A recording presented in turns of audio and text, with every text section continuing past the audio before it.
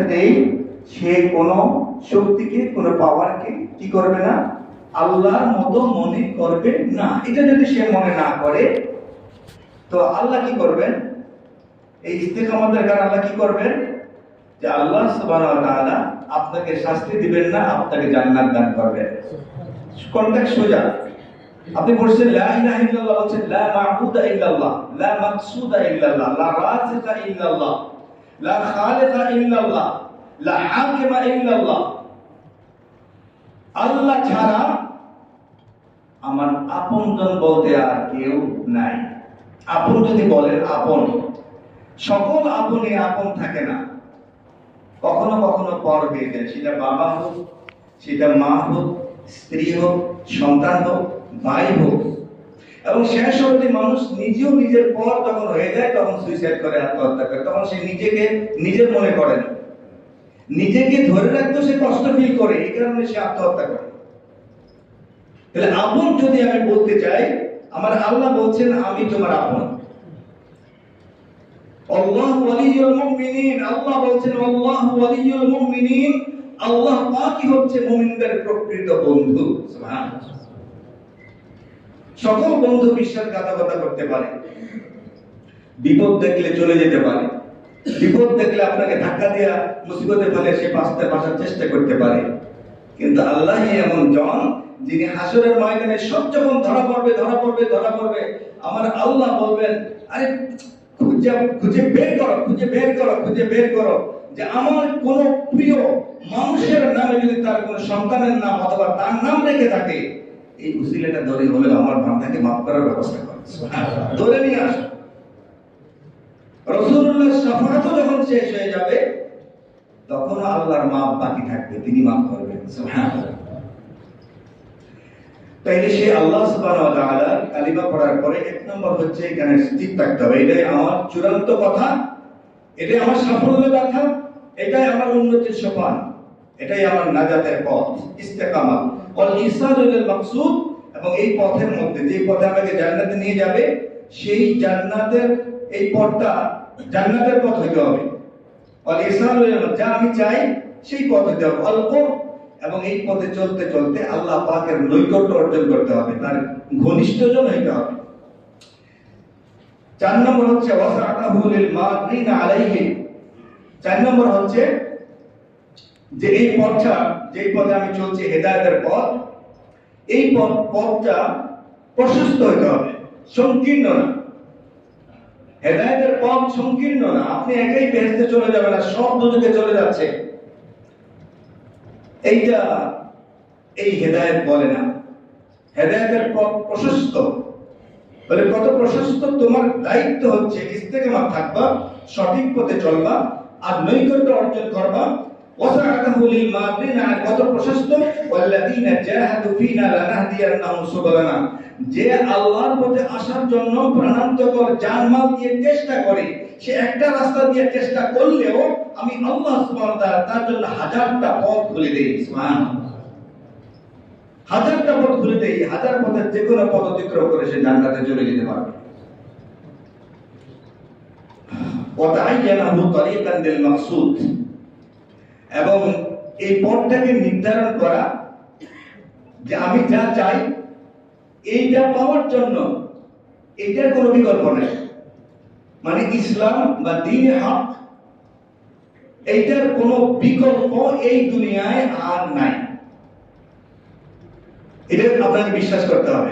বিকল্প মনে করেন বা বিকল্প পথে যারা আছে তাদেরকে যদি আপনি হক মনে করেন, তাইলে আপনি নিজেই নাহক হয়ে যাবেন, আপনি নিজেই হেদায়েত থেকে আপনি ডাইভার্ট হয়ে যাবেন। এই কারণে ইসলাম পন্থী আমরা যারা মুসলমান, আমাদের এই কথা বিশ্বাস করতে হবে, এটা আপনার ইয়াকিন, এটা আপনার ইতিকাদ, এটা আপনার আকীদার অন্তর্গত, যে হক আল্লাহর একটা নাম হচ্ছে হক। তার থেকে হক আসছে, তার থেকে দ্বীন হক আসছে। এই দ্বীনে হক ছাড়া অন্য কোন ধর্মকে, অন্য কোন দ্বীনকে যদি আপনি সত্য মনে করেন, তাহলে আপনার আকীদা ঠিক নাই, আপনি কুফরি আকীদা পোষণ করেছেন। তওবা না করলে আপনার স্থান জাহান্নাম। বলেন আলহামদুলিল্লাহ। আপনি যদি সঠিক পথ মনে না করেন তো আপনি বসে থাকবেন না। যদি আপনি ঢাকার পথে রওনা দিতে মনে করেন ঢাকার পথটা চিটাগাং সন্দেহ করেন, তা আপনি যদি মনে করেন দক্ষিণ দিক দিয়ে গেল ঢাকা যাওয়া যায়, ও পূব দিকে পূর্ব দিকে গেল ঢাকা যাওয়া যায়, এরকম যদি মনে করেন আপনি ঢাকায় যেতে পারবেন না। এজন্য যেই পথে আপনি চলছেন এটাকে হক মনে করতে হবে, একমাত্র পথ মনে করতে হবে। বলছে এইগুলো যারা মনে করে তারাই হচ্ছে নিয়ামত প্রাপ্ত। আল্লাহ তাআলা গত জুমায় বলেছিলাম যে নিয়ামত প্রাপ্ত কারা। এই পাঁচটা বৈশিষ্ট্য কাদের মধ্যে আছে বলে, এক নম্বরে আল্লাহ তাআলা এই বৈশিষ্ট্য নবীদেরকে দিয়েছেন। কাদেরকে দিয়েছেন? নবীদেরকে দিয়েছেন। নবীরা আল্লাহর পক্ষ থেকে দুনিয়াবি যে কোনো মানে পাপ সংজ্ঞায়িত হয়, পাপ বলে এমন কোন পাপ থেকে নবীদেরকে আল্লাহ তাআলা আপন কুদরতে বাই বর্ণ তাদেরকে মাসুম করে দিয়েছে। মাসুম এটা ইসমাতুল আম্বিয়া, এটা হচ্ছে আমাদের আকীদা। তাহলে নবীরা তো হবেনি, নবীরা কোনো অবস্থা যাই করেন নবীরা তাদের পথে থাকে। যদি নবীদের দাওয়াতি কাজের বৈশিষ্ট্যের বাইরে কিছু যদি তারা করে, তখন আল্লাহ সুবহানাহু ওয়া তাআলা জগৎবাসীকে শিক্ষা দেওয়ার জন্য কিছু কার্যক্রম ঘটায় তাদের দ্বারা। যেমন ইউনূস আলাইহিস সালাম দাওয়াতি কার্যক্রমে অধীর হয়ে গেছেন। আল্লাহ বললেন যে এই যে কষ্ট দেয় তোমাকে, এদেরকে আমি শাস্তি দেব। তো শাস্তি নির্ধারিত সময় আসে না, উনি অপেক্ষা করে দেখলেন যে শাস্তি আসে না। তো উনি কি করলেন? তো লোকের বলে এই ইউনূস কই শাস্তি, কই শাস্তি। তো এই লোক লজ্জার ভয়ে উনি এলাকা ছাড়া দূর, এই এলাকায় থাকবো না, অন্য জায়গায় চলে যাবো। এই যে একটু ধৈর্যচ্যুতি, তো আল্লাহ সুবহানাহু ওয়া তাআলা এটা কোনো পাপ না। উনি এই যে ধৈর্যচ্যুতির অভিনয়টা করলেন, আল্লাহ তাআলা কি করলেন দেখেন, যদি উনি যাবেন অন্য জায়গায় আর সেই জাহাজের মধ্যে উঠিয়া সেখান থেকে ওনাকে ওই সময়ের যে সিস্টেম সেই সিস্টেমে ওনাকে নদীর মধ্যে ফেলে দিয়েছে। এই লোকের কারণে আমাদের জাহাজ ডুবে যেতেছে, এর ফালাও। যখন ফেলে দিয়েছে এরপর ঘটনা আপনারা জানেন। তো আল্লাহ তাআলা আমাদের নবীকে বলছেন ওয়ালা তাকুন কাসাহিবিল হুত, এই সমস্ত দেখে অধৈর্য হও না। অধৈর্য ওয়ালা তাকুন কাসাহিবিল হুত, তার মানে তুমি ওই যে ইউনূস আলাইহিস সালামের মতো তুমি হয়ে না। এর অর্থ হচ্ছে বিভিন্ন জায়গায় উপদেশ দিয়েছেন নবীকে অস্থির, আপনি ধৈর্য ধারণ করুন। আর এখানে বলছে ওয়ালা তাকুন কাসাহিবিল হুত, আপনি হুতের মতো হবেন না। সাহিবুল হুত অর্থাৎ মাছের পেটে যিনি গেছেন তার মতো আপনি হবেন না।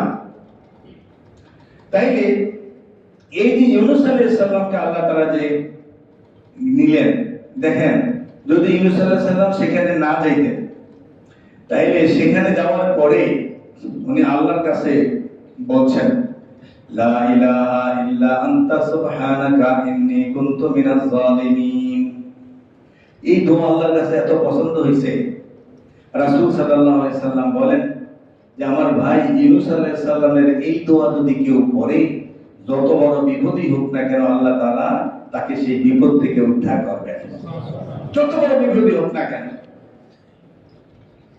তাহলে মাছের পেটে যদি না যাইতো এই দোয়া গিফট হিসেবে আমরা পাইতাম না। এজন্য যিনি প্রজ্ঞাবান, যিনি হাকেম, তার কোনো কাজ হিকমত থেকে খালি না। এজন্য নবীরা হচ্ছেন এক নম্বর নিয়ামত প্রাপ্ত। দুই নম্বর হচ্ছে সিদ্দিক। সিদ্দিককে তো অনেক বড় কথা। সিদ্দিক বলতে আমরা নবীর সাহাবীদের মধ্যে কার উপাধি জানি? আবু বকর সিদ্দিক রাদিয়াল্লাহু তাআলা, তার কথা জানি। তার মানে কি নবী তো কেউ হতে পারবে না, কেউ হতে পারবে না। কেউ যদি নবী হয় সে কাফের, যদি তাকে নবী মানে সে কাফের, যদি সে নবী সত্য কিনা এই ধরনের জিজ্ঞাসা করে সেটাও কাফের। কোন দলিল দিল্লা নাই। কারণ কোরআন বলছে ওয়াহাদামান নবিয়্যিন, এই নবীর মাধ্যমে নবী আসার ধারা খতম হয়ে গেছে, শেষ, ফয়সালা হয়ে গেছে। This is settled issue.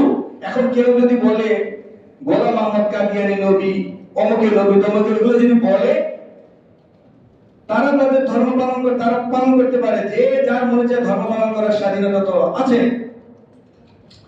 কিন্তু আপনি যদি মুসলমান হতে চান, তাইলে আপনাকে অবশ্যই স্বীকার করতে হবে মুহাম্মদ সাল্লাল্লাহু আলাইহি ওয়াসাল্লাম নবী আসার পরে আর কোন নবী আসার দরকারই নেই। এজন্য মুহাম্মদ সাল্লাল্লাহু আলাইহি ওয়াসাল্লাম খাতামুন নবিয়্যিন। তাহলে নবী কেউ চেষ্টা করে, প্রতিযোগিতা করে, ডিক্লারেশন নিয়ে, ভোট নিয়ে নবী হওয়ার সম্ভাবনা নাই। তাহলে দ্বিতীয় সিদ্দিক, এই সিদ্দিকের গুণাবলী আমাদের মধ্যে আসতে পারে। সিদ্দিকের গুণাবলী সমাজে এখন দরকার। মুহাম্মদ সাল্লাল্লাহু আলাইহি ওয়াসাল্লাম চলে যাওয়ার পরে ইসলাম যে চ্যালেঞ্জের মুখে পড়েছিল, জাকাত অস্বীকারী, ভণ্ড নবী, তারপর বিভিন্ন ধরনের ফিতনা সমাজে দেখা দিয়েছে। সেই ফিতনা থেকে ইসলামকে সঠিক জায়গায় রাখার ব্যাপারে যিনি ঝুঁকি নিয়ে ভূমিকা পালন করেছেন, তিনি হচ্ছেন সিদ্দিক আকবর, হযরত আবু বকর সিদ্দিক রাদিয়াল্লাহু তাআলা আনহু। সিদ্দিক হওয়ার জন্য কি কি গুণাবলী থাকা দরকার, এবং এই বর্তমান প্রেক্ষাপটে আমাদের সেই গুণাবলীগুলি আমাদের মধ্যে আনা দরকার। আজকের এই সময় আর হলো না, ইনশাআল্লাহ আগামী জুমাতে আমরা সিদ্দিকের গুণাবলী এই বিষয়ে কোরআন এবং সুন্নাহর আলোকে আলোচনা করব, কিভাবে আমাদের মধ্যে সেই গুণাবলী আসতে পারে।